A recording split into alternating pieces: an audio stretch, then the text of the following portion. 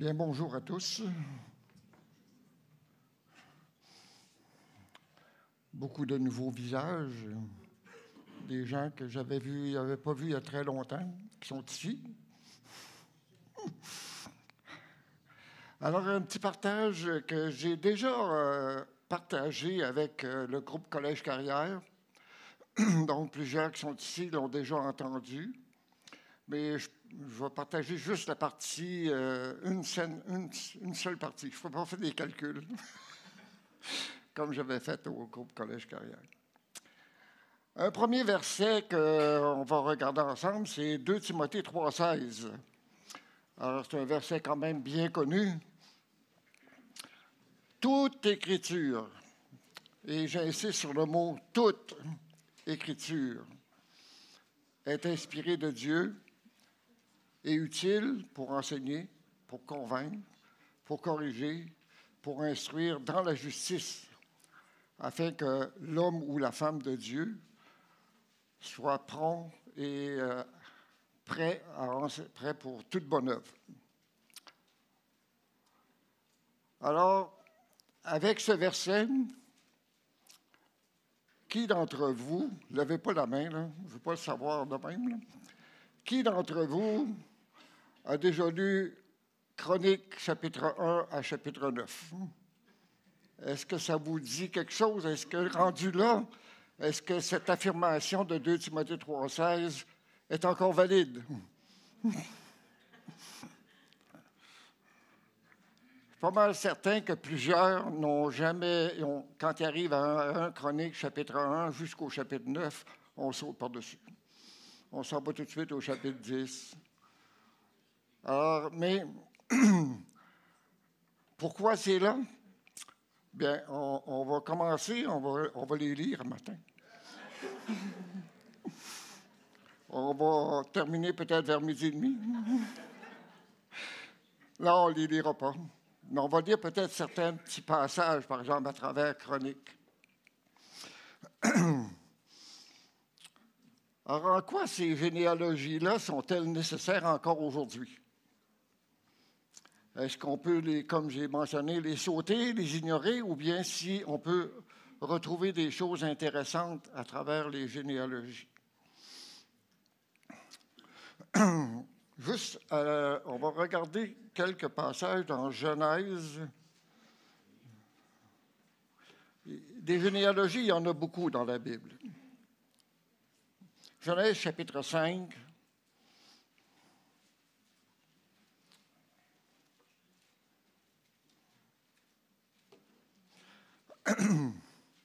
Alors, Genèse chapitre 5,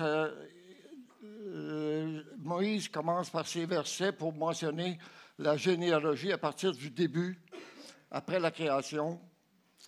Et rendu au verset 20, alors on voit ces gens-là qui sont mentionnés. Un tel a engendré un tel, il vécut tant d'années d'années et il mourut. Lui, l'autre, il a engendré un tel, il a vécu tant d'années et il mourut. Et c'est comme ça jusqu'au verset 31. Mais quand on regarde verset 21, on commence au verset 20. Tous les jours de Jéred furent de 962 ans, puis il mourut. Enoch, âgé de 65 ans, engendra Méthusélah. Enoch, après la naissance de Méthusélah, marcha avec Dieu 300 ans, et il engendra des fils et des filles. Tous les jours d'Enoch furent de 365 ans. Enoch marcha avec Dieu, puis il ne fut plus, parce que Dieu le prit. Est-ce que ce n'est pas un beau petit clin d'œil que Dieu fait, que la mort n'existe pas et n'existera pas toujours? Et ça, on retrouve ça dans une généalogie. Dieu l'a pris. C'est un signe pour nous également, parce qu'un jour, le Seigneur Jésus va se lever de son trône et il va venir nous chercher. Peut-être que nous, dans certains d'entre nous, on ne passera pas par la mort. Mais pour l'instant, on ne le sait pas encore. Alors, quand on regarde Genèse, Exode, Lévitique, Nombre, Deutéronome, il y a quand même beaucoup de généalogie dans ces versets, dans ces chapitres-là. C'est Moïse qui a écrit ces chapitres-là, a écrit ces livres-là. Et on peut se demander pourquoi que Moïse a écrit tout ça. Moïse a écrit Genèse, Exode, Lévitique, Nombre, Deutéronome, peut-être quelques années avant que Josué prenne la relève pour entrer en Canaan. Et le peuple sortait d'Égypte. Le peuple est sorti d'Égypte. Ça faisait 430 ans qu'il était là en Égypte. Et je ne sais pas s'ils se rappelaient de qui était leur ancêtre, d'où ils venaient, qu'est-ce qu'ils faisaient en Égypte. Un peuple complètement indépendant, différent des Égyptiens. Alors Moïse a écrit ces 5 livres-là pour leur montrer leur nationalité, d'où ils venaient. Pourquoi Dieu a choisi Israël comme son peuple, à travers toutes les autres nations. Alors, les généalogies qui sont marquées dans ces 5 livres-là démontrent exactement le plan de Dieu, l'histoire de Dieu pour l'humanité. Premièrement, pour son peuple Israël, et ensuite, après, avec le Seigneur Jésus, pour nous, ses enfants. Alors, dans ces choses-là, alors le peuple avait besoin de savoir d'où il venait. Est-ce que vous connaissez sûrement vos parents? Ça, je pense que tout le monde connaît ses propres parents. Vos grands-parents? Vos arrière-grands-parents?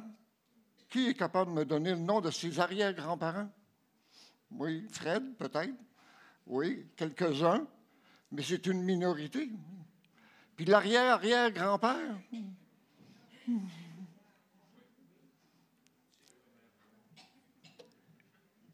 Alors, en Israël, l'histoire remonte très, très loin, à des centaines, on pourrait même dire des milliers de générations pour Israël. Et la façon de pouvoir se rappeler, de pouvoir être autonome, eh bien, ils ont des généalogies. Israël est capable de remonter dans le temps très, très facilement, à comparer à beaucoup de nous. Alors, les généalogies bibliques racontent une histoire. L'histoire de Dieu qui rétablit pour l'humanité le repos, le règne et la relation que nous avions avec lui dans le Jardin d'Éden. Et il le fait à travers on pourrait dire, il le fait à travers la semence de la femme, Genèse 3,15. Celle-ci t'écrasera la tête et tu lui blesseras le talon. C'est qui la semence de la femme? C'est le Seigneur Jésus-Christ. Et à travers le Seigneur Jésus-Christ, Dieu nous rétablit pour qu'on puisse avoir une relation, avoir de repos, être en paix les uns avec les autres. La plus grande généalogie connue pour la majorité des chrétiens, c'est celle du Seigneur Jésus-Christ. On en retrouve 2 endroits, dans Matthieu et dans Luc. La généalogie de Jésus-Christ dans Matthieu, parce que Matthieu nous montre le Fils, le Seigneur Jésus-Christ comme le roi. Alors la généalogie commence, généalogie de Jésus-Christ, fils de David, fils d'Abraham. Alors un roi doit venir d'un autre roi. Une lignée royale, ça ne vient pas au monde tout seul, à moins que, comme Dieu le fait, à travers David, il a établi David comme roi. Alors Jésus-Christ est le fils de David, donc il est roi. Et dans Luc, c'est-à-dire, la généalogie de Jésus-Christ montre la généalogie de l'homme parfait. Et on remonte jusqu'à Dieu, Adam, et on descend. C'est pour ça qu'il y a des différences importantes, des fois qu'on ne sait pas trop pourquoi, mais Dieu a pourvu ainsi pour qu'on puisse retrouver, se renseigner, comme on l'a lu tantôt, utile pour enseigner, pour convaincre, pour corriger et pour instruire dans la justice. Alors, l'Ancien Testament est rempli de généalogies. livre de la Genèse semble être structuré autour de tous ces documents. Genèse 5, je l'ai lu tantôt. Genèse 10, avec les descendants de Noé, est également une généalogie très importante pour faire avancer l'histoire, parce que Dieu prévoit des choses, et il y a un plan. On ne connaît pas tout le plan de Dieu, mais Dieu a un plan. Et son histoire va s'accomplir. Et il organise les choses en conséquence pour que son histoire s'accomplisse. Et son histoire, à la fin, ça va être quand on va être avec lui pour l'éternité. Il y a plein de généalogies. Genèse 10, Genèse 11, Genèse 22, Genèse 25 montrent différents plans de généalogie que Dieu a établis pour suivre son histoire. Et nous, on fait partie de son histoire. Des personnages importants dans l'Ancien Testament présentés avec des généalogies. Nous lisons la lignée de Moïse dans Exode 6, qui étaient les parents de Moïse, et ensuite David dans Ruth. Pourquoi c'est important? Parce que c'est des grands personnages qui ont établi, qui ont fait avancer l'histoire de Dieu que Dieu a choisi. Et comme j'ai dit tantôt, 1 Chronique, chapitre 1 jusqu'au chapitre 9, est une grande généalogie qui nous montre les différentes familles d'Israël avec leurs ascendants et leurs descendants.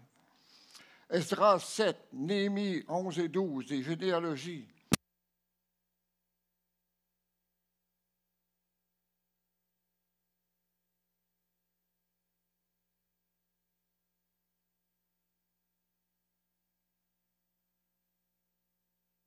Un, deux, OK. Alors, ces généalogies-là ont été placées dans l'histoire. Au début, Moïse, c'est pour que le peuple d'Israël puisse savoir d'où il venait. C'est quoi le but que Dieu avait choisi pour eux. Mais quand on arrive à l'histoire de Moïse, Dieu a un plan pour lui. Pour David, Dieu a un plan pour lui aussi. Et David est l'ancêtre du Seigneur Jésus-Christ. Et Dieu a des promesses pour David. Et ça fait partie de la grande histoire de Dieu. On va lire un passage dans Chronique, 1 Chronique, chapitre 4.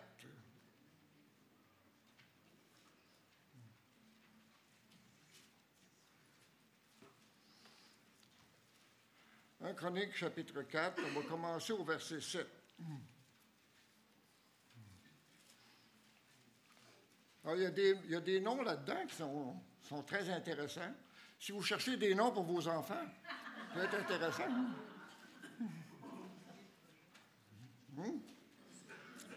Des noms qui sont très difficiles à saisir parfois, mais ça peut être intéressant. OK, 1 Chronique, chapitre 4, verset 7. Alors, dans 1 Chronique, chapitre 4, on est dans la généalogie de Juda. Alors, c'est la descendance de Juda. Il a commencé à Juda, puis là, il descend des noms, des noms et des noms et des noms. Et quand on arrive au verset 7, fils de Éléa, Tséret, Tsokar et Etnan. Kots engendra Anub et Atsobeba, et les familles d'Arkachel, fils d'Aroum. Très facile. Là, il y a plein de noms comme ça, puis tout d'un coup, on arrive au verset 9, Jaébet. Jaébet était le plus considéré de ses frères. Sa mère lui donna le nom de Jaébet en disant, c'est parce que je l'ai enfanté avec douleur. Jaébet invoqua le nom d'Israël, le Dieu d'Israël, en disant, si tu me bénis et que tu étendes mes limites, si ta main est avec moi et si tu me préserves du malheur, en sorte que je ne sois pas dans la souffrance. Et Dieu accorda ce qu'il avait demandé. Et là, on continue. Kélub, frère de Shkoucha, engendra Métier, qui fut père d'Esclon. Très facile à prononcer. Alors, vous voyez, une généalogie et tout d'un coup, un bon clin d'œil. Un beau clin d'œil. Philippe en a parlé un petit peu de certaines histoires un peu qui se rattachaient à ça dans son dernier message qu'il a fait. Mais on voit qu'à travers tout ça, Dieu nous fait des clins d'œil. Alors, si vous avez sauté les Chroniques 1 à 9, alors vous manquez des choses. C'est intéressant, diabète, ça veut dire souffrance ou douleur. Un beau nom pour un enfant. Quand il va jouer dehors, tu l'appelles souffrance ou douleur, viens manger. C'est son nom. Mais ça rappelle quelque chose. Mais ça rappelle aussi que lui, il a prié. Il a demandé quelque chose de bien précis à Dieu, 4 choses. Et Dieu accorda ce qu'il avait demandé. Est-ce que ce n'est pas un bel exemple pour chacun d'entre nous, que la prière qu'on adresse à Dieu peut être facilement exaucée parce que Dieu nous écoute.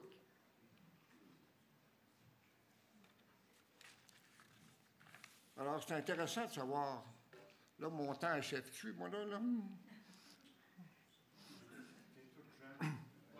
Hein? Oui, j'ai jusqu'à midi et quart. Okay. Alors, le fait que nous... Il reste 4 minutes.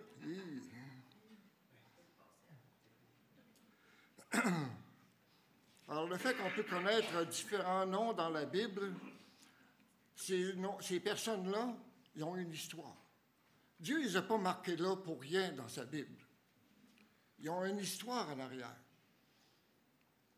Et nous, on a une histoire aussi. On a tous une histoire. Tous et chacun d'entre nous, on a une histoire à raconter. On a des gens à qui on peut parler du Seigneur Jésus-Christ. On fait partie de la grande histoire de Dieu. Alors, même si on est, pour la majorité d'entre nous, des gens bien ordinaires, la Bible, les noms qui sont là, c'est tous des gens bien ordinaires. Mais Dieu a fait des exploits à travers ces gens-là. Si leur nom est marqué, c'est parce que Dieu voulait qu'il soit marqué pour nous donner des exemples. Alors, notre vie aussi, à nous, on est des gens ordinaires.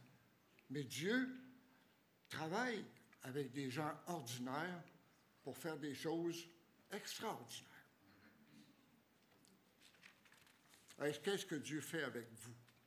Qu'est-ce que Dieu fait avec moi?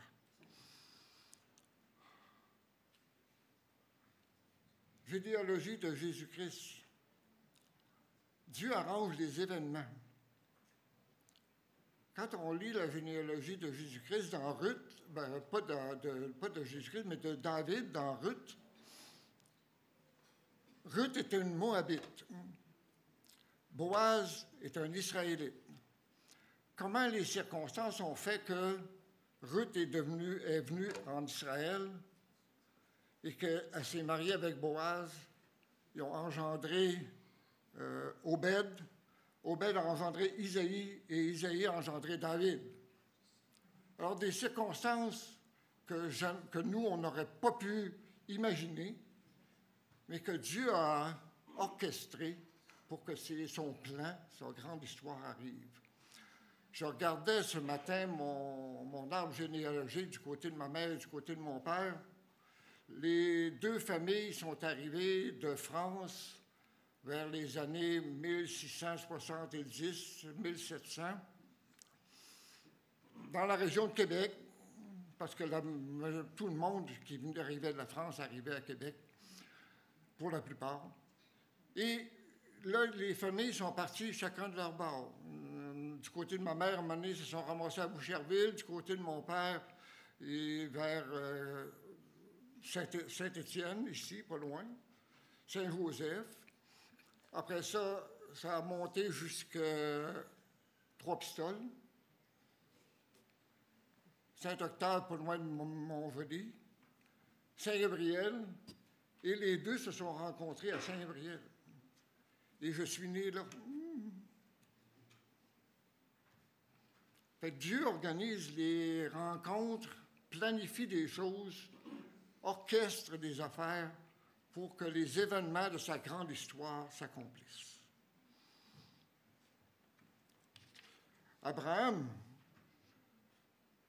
comment Dieu a pu garder sa souveraineté envers Abraham, un homme de 100 ans, une femme de 90 ans, ils ont eu un bébé. Mission impossible, mais pour Dieu, il n'y a pas de mission impossible.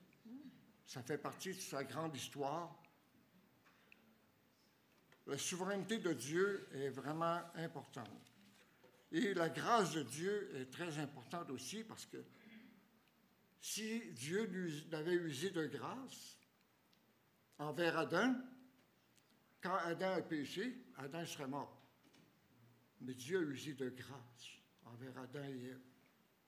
Dieu a usé de grâce envers David, parce que suite à Bathsheba et au meurtre d'Uri, si la justice était appliquée, David serait mort. Donc Salomon ne serait jamais né et Jésus-Christ ne serait pas né non plus. Mais parce que Dieu a usé de grâce. Alors pourquoi s'embêter avec les généalogies? Je conclus avec ça. Elles peuvent être difficiles à lire. Je pense qu'on a eu un exemple tantôt. Parce qu'elles ne sont si peu familières. Mais je vous encourage à les lire lentement. Et lorsque vous trébuchez sur des noms inconnus, sans visage, mais qui ont une importance vitale pour Dieu. Dieu les connaît. Et si nous vivons, nous, nos propres moments culturels aujourd'hui entre nous, on fait partie de la grande histoire de Dieu. On est responsable de notre propre tranche de temps dans laquelle Dieu nous a placés. On fait partie de la grande histoire de Dieu. Nous serons probablement un jour l'un de ces noms sans visage. Dans 100 ans, qui va se souvenir de nous?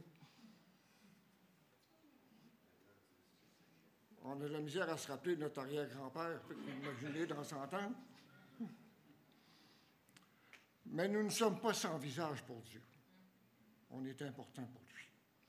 Notre histoire fait partie de son histoire. Merci.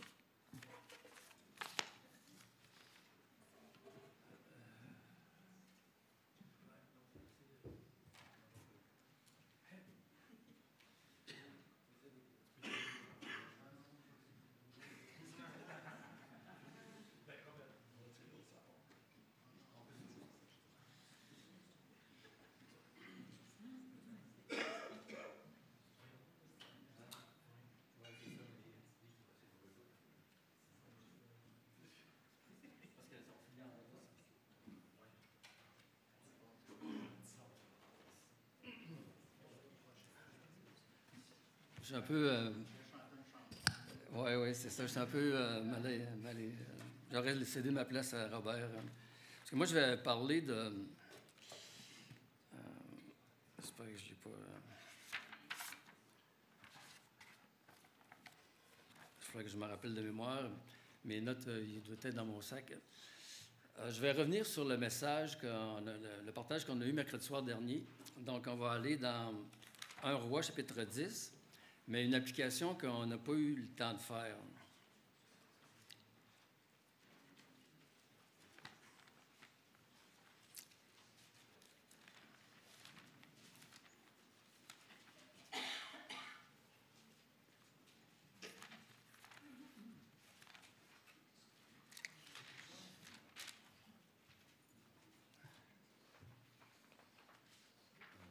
Non. Merci, Pascal. Non, j'avais une petite feuille, je l'avais mise, puis j'avais les anniversaires de fête aussi tantôt. C'était dans ma Bible. Ça a peut-être tombé. Donc, 1 Roi 10.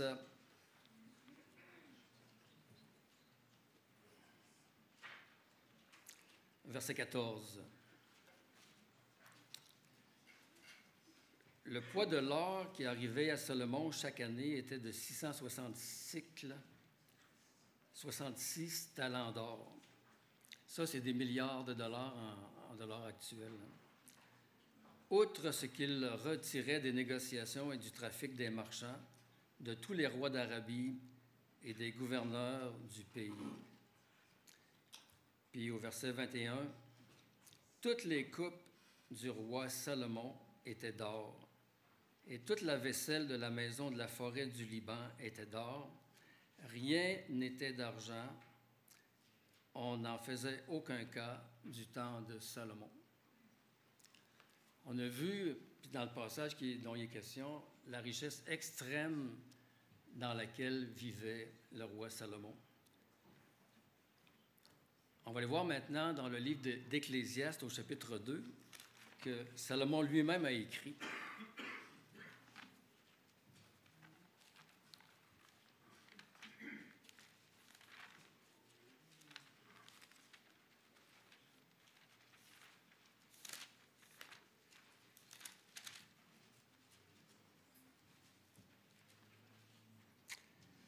Au verset 9,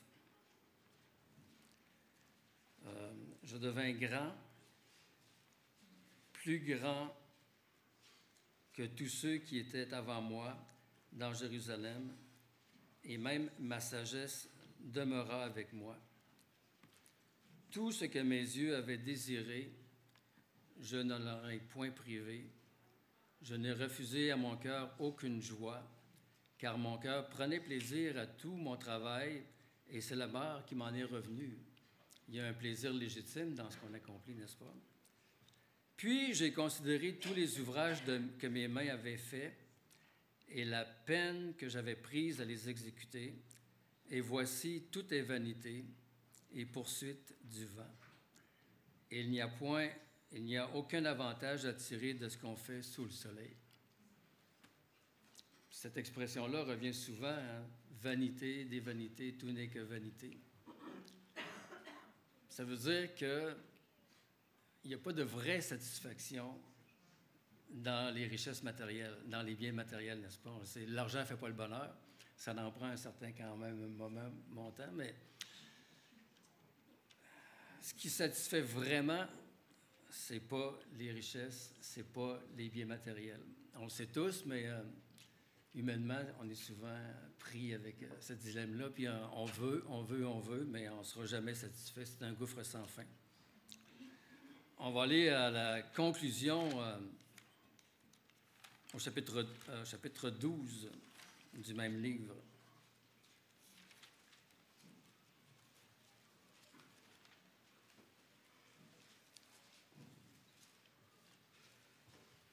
On va peut-être avoir le temps un petit peu. Je vais laisser vite. Au verset 15, « Écoutons la fin du discours. Crains Dieu et observe ses commandements. C'est là ce que doit faire tout homme. » Ces commandements sont où? Dans la Bible, dans sa parole. Le message de Renaud tantôt, c'était l'importance de la parole, de ce qu'on y retrouve. Puis au verset 16, « Car Dieu amènera toute œuvre en jugement au sujet de tout ce qui est caché, soit bien, soit mal. »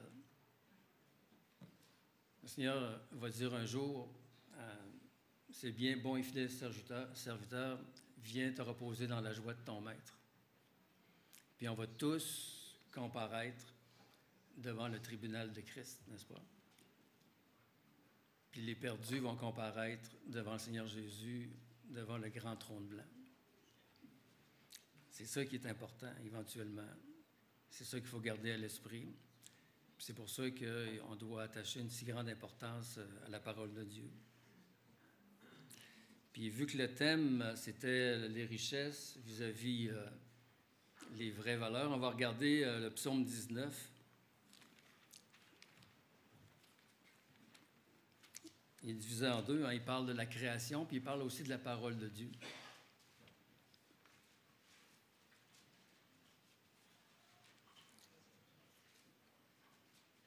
À partir du verset 8. « La loi de l'Éternel est parfaite, elle restaure l'âme. »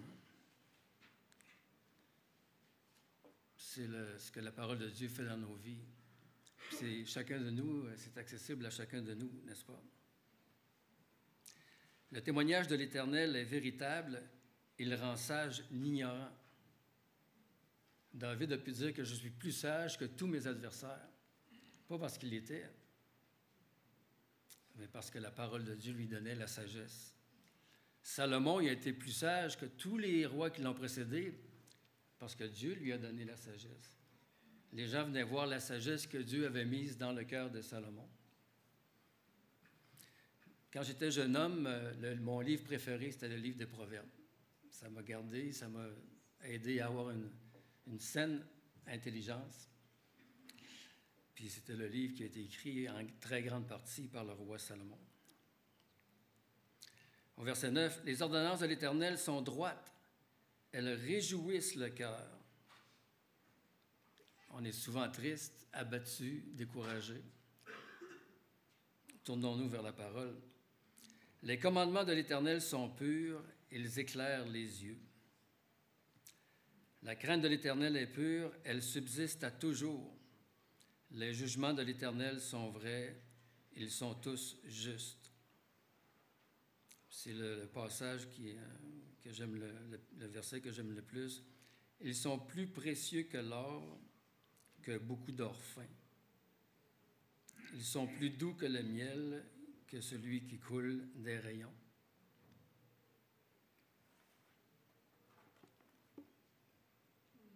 Ça vaut plus que les centaines de boucliers d'or que Salomon a fait. Toute sa richesse, on a quelque chose de plus précieux que tout ça entre les mains. Apprécions-la. Merci.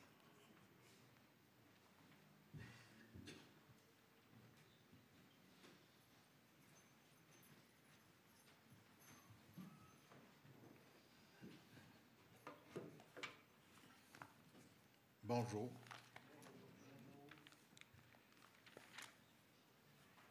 Cette semaine, en fait, je ne serais pas venu partager ce matin. J'avais dit, si jamais là, il y a du temps, je vais y aller. Puis, entre-temps, ce que j'aurais voulu vous partager, bien, je ne vais pas vous le partager, je vais vous partager d'autres choses. Cette semaine, j'étais particulièrement découragé. Puis, c'est assez rare que je suis découragé. D'habitude, je suis découragé, je me couche, je me relève, puis tout va bien. Moi, ça va bien. Tous les jours, c'est une nouvelle journée, ça recommence. Le jour de la marmotte, là, c'est chez nous, ça va super bien pour ça. Mais là, ça faisait 2-3 jours, là, le pack-sac était lourd un peu.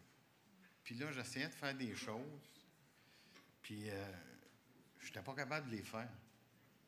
Mais j'essayais encore, puis je n'étais pas capable de les faire. Puis en fait, ces choses-là, ça fait des mois que j'essaie de les faire, puis que j'essaie de me trouver des ressources, puis trouver l'information pour les faire. Puis là, ça devenait lourd, ça devenait un fardeau. Puis là, ça faisait 2-3 jours que je négligeais mon temps de lecture. Je lisais sur le pouce, là, mais je lisais, puis j'avais la tête ailleurs complètement. Puis à un moment donné, je me suis levé dans la nuit, puis là, je pensais que j'avais trouvé la solution, puis j'ai travaillé une partie de la nuit pour aboutir à la fin de la nuit, pour réaliser que j'avais passé la nuit à faire tout ça pour absolument rien, parce que je n'aboutissais pas à rien encore. Et puis là, je me suis dit, j'abandonne. Qu'est-ce que tu veux que je fasse? Puis là, il m'est venu un verset que j'ai entendu quand j'étais jeune chrétien, puis qui m'a toujours suivi, dans 1 Josué 9, qui dit « Ne t'ai-je pas donné cet ordre, fortifie-toi, prends courage, ne t'effraie point et ne t'épouvante point, car l'Éternel, ton Dieu, est avec toi dans tout ce que tu entreprendras. » Puis là, moi, contrairement à Josué, là, qui devait aller faire des choses extraordinaires, il y avait eu la mission, puis tu y vas, puis tu fais les œuvres que je t'ai demandées. Moi, je suis juste chez nous, dans mon salon, pas dans mon salon, mais dans mon bureau, à essayer de faire de la comptabilité. Je ne vais pas me battre contre personne. Je ne vais pas conquérir des mondes pour personne. Mais quand on regarde un peu avant, au verset, disons, à partir du verset 5 à 9, il dit, tu sais, c'est « Sois fort, courageux, car Dieu est avec toi. » Puis là, j'avais de la misère un petit peu à m'approprier ça. Puis moi, tu sais, Dieu, il disait, personne ne se tiendra devant toi. Tant que tu vivras, je serai avec toi comme j'ai été avec Moïse. Je ne te laisserai point, je ne t'abandonnerai point. Fortifie-toi, prends courage. Dieu promet sa fidélité à Josué. Est-ce que Dieu promet cette même fidélité-là à Robert Jules? La mission n'est pas la même. Hein? Dieu dit à Josué, je ne te laisserai point, je ne t'abandonnerai point. La mission que Josué reçoit est immense, diriger tout le peuple, entrer en terre promise, combattre des nations, des ennemis. Mais la promesse de Dieu précède l'ordre, Dieu est avec lui. Peu importe la tâche, peu importe le défi, peu importe la grandeur de ce défi-là, la présence de Dieu est notre plus grande assurance. Là, je suis fatigué, il est tard le matin. C'est intéressant, c'est encourageant, mais ça ne règle pas mon problème. Ça ne règle vraiment pas mon problème.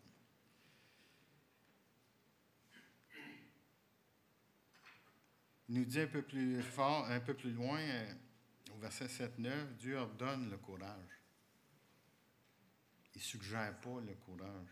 Il ordonne le courage. Il ne dit pas, si ça te tente, sois courageux. Ici, à Timothée, 3 fois, il dit, fortifie-toi et prends courage. Le courage, ce n'est pas l'absence de peur, mais c'est l'obéissance malgré la peur, malgré nos faiblesses, malgré le fait qu'on n'a pas les ressources, qu'on n'a pas tout ce qu'on a besoin pour le moment présent. Ce courage est enraciné, non pas dans soi-même, mais dans la fidélité de Dieu. Quand Dieu nous appelle à un ministère, à une tâche difficile, quand Dieu nous appelle à traverser des épreuves, ce qui est intéressant, c'est qu'il nous donne aussi la force nécessaire pour le faire. Dieu commande à Josué de ne pas s'écarter de la loi. On est dans une autre époque, on ne vit pas par la loi. Mais une chose n'a pas changé, il doit méditer la parole jour et nuit. Jour et nuit pour réussir. La réussite, selon Dieu, n'est pas mesurée par les résultats visibles, mais par la fidélité à sa parole. Je rejoins mes deux frères ce matin. Ce n'était pas planifié comme ça. On ne s'est pas parlé, on ne s'est pas organisé. Mais c'est ça. Lire, méditer, vivre la parole nous rendra capables de tenir ferme dans toute situation. Josué, pour sa part, il devait diriger, conquérir, avancer, mais avant tout, il devait faire confiance à Dieu, s'appuyer sur sa parole. Et puis là, ça m'emmène à vous poser la question ce matin, toi, à quoi Dieu t'appelle-t-il aujourd'hui? Y a-t-il quelque chose qui est trop grand pour toi, selon toi? Es-tu prêt à avancer par la foi? Es-tu prêt à avancer par la foi, te laisser fortifier par sa présence, puis te laisser guider par sa parole? Ce que j'ai fait ce matin-là, c'est que j'ai tout abandonné cela. J'ai lu la parole, je finissais de lire dans Exode. C'est pas rien de super excitant, mais ça m'a quand même fait du bien. Puis, j'avais des tâches pour à peu près une semaine que j'avais planifié de faire. Ça me durerait une semaine. C'est pas mon travail séculier, là. C'est ce que je fais en dehors de mon travail séculier. Fait que les soirs, ici et là. Puis vendredi, à peu près en 2-3 heures, dites-les pas trop fort, mais j'étais à mon travail. Puis j'avais rien à faire. Le vendredi, dans mon département, on n'a absolument rien à faire. Fait que j'ai pris 2-3 heures. J'ai tout réglé ce que je pensais de régler dans 1-2 semaines, que ça faisait des mois que ça traînait. J'étais léger. J'étais apaisé. J'avais décidé que je dompais tout cela, puis je me disais, hey, Dieu, ça, c'est ton problème, puis arrange-toi avec. Bien, vous savez quoi, quand on a cette humilité-là, de prendre le fardeau qu'on a sur les épaules puis le remettre au pied de la croix, Dieu, ce qu'il fait, c'est qu'il le ramasse pour nous, ce fardeau-là. Il apaise nos cœurs. Puis en plus de ça, il règle les problèmes puis il donne des solutions pour les choses qu'on a besoin pour lui. Fait que je voulais vous partager ça. Des défis de semaine par-dessus semaine qu'on reporte puis qu'on dit on va arriver à une solution. Toute seule, on ne viendra pas à bout de le faire. On a besoin de Dieu pour le faire dans nos vies. Je vais prier pour terminer. Père éternel, merci pour ce privilège qu'on a eu ce matin de passer du temps avec toi. Merci pour chacune des personnes. Merci pour les partages. Merci, Père éternel, parce que c'est à cause de toi qu'on est là. C'est à cause de toi qu'on se connaît. Et ce matin, Père éternel, si quelqu'un ne te connaît pas personnellement, Père éternel, je te demande de le visiter, de lui parler et de permettre qu'il puisse se tourner vers toi. Parce que c'est en toi qu'on a la vie, c'est en toi qu'on place notre espérance et c'est en toi que c'est avec toi qu'on sait qu'on va passer le reste de nos jours, qu'on va passer l'éternité. Quel privilège d'avoir cette assurance-là qu'un jour on va être avec toi pour toujours. Amen. Bonne semaine, frères et sœurs.